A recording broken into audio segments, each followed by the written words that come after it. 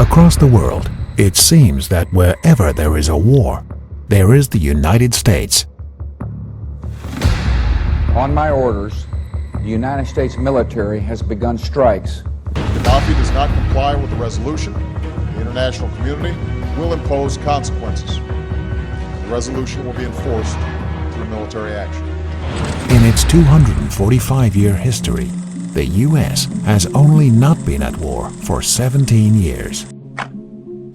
From the end of World War II to 2001, Americans were at the heart of 81% of the world's conflicts, 201 out of 248 in 153 regions of the world.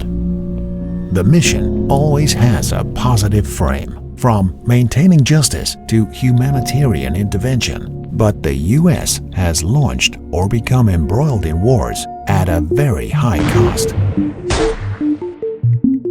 During the Korean War, more than 3 million civilians were killed and critical infrastructure was crushed. In the Vietnam War, 2 million civilians perished and at least 350,000 tons of explosive bombs and landmines left a legacy of havoc. In the Kosovo War, the U.S. dominated. NATO bombed the Federal Republic of Yugoslavia for 78 straight days, leaving a trail of destruction. More recently, the 21st century wars in Afghanistan, Iraq, and Syria mean that almost every U.S. president since World War II has declared or intervened overseas. However, while delivering humanitarian disasters to other countries, the United States has enjoyed a money-spinning business.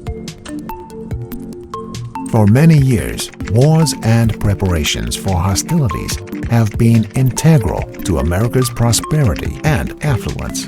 Indeed, war is the business of America. The business of oil. A lot of meetings on foreign policy. You know, for years and generations, wars have been fought over oil. Oil has been central to many of the interventions in recent decades. The U.S. launched the Gulf War partly to wrest oil resources, seized access to oil resources in Central Asia after going into Afghanistan, and used the Iraq War to consolidate its control over oil resources in the Middle East. U.S. strategic analysts predicted before the war that although the cost of the U.S.-Iraq war would be about $177 billion, the value of Iraq's oil reserves was $3.4 trillion. The business of military industry.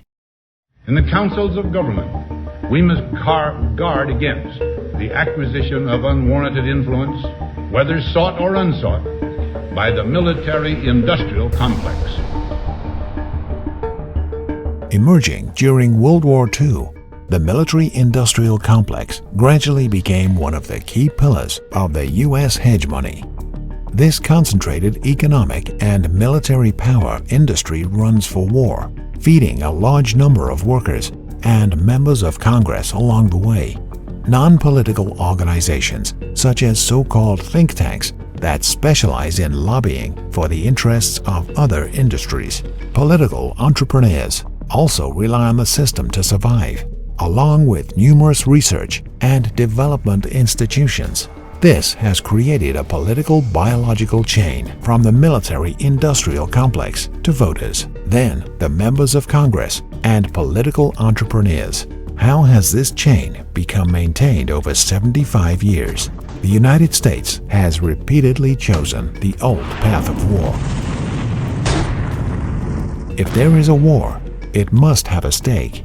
If there is no war, it must create one to maintain the military-industrial complex and feed the interests groups waiting for their lucrative scraps. And that's why you're going to continue to have crisis after crisis, because we have to continue feeding that insufferable giant that will continue to need to be fed. After World War II, U.S. overseas wars and defense expenditures stimulated economic growth.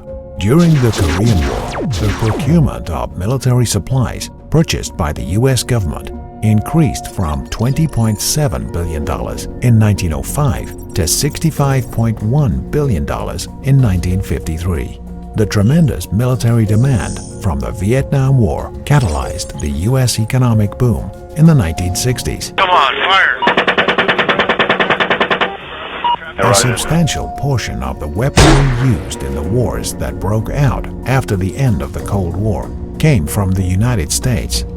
To ensure the huge consumption of the Kosovo War, NATO significantly increased the procurement of material, thereby stimulating the development of the industrialized military establishment.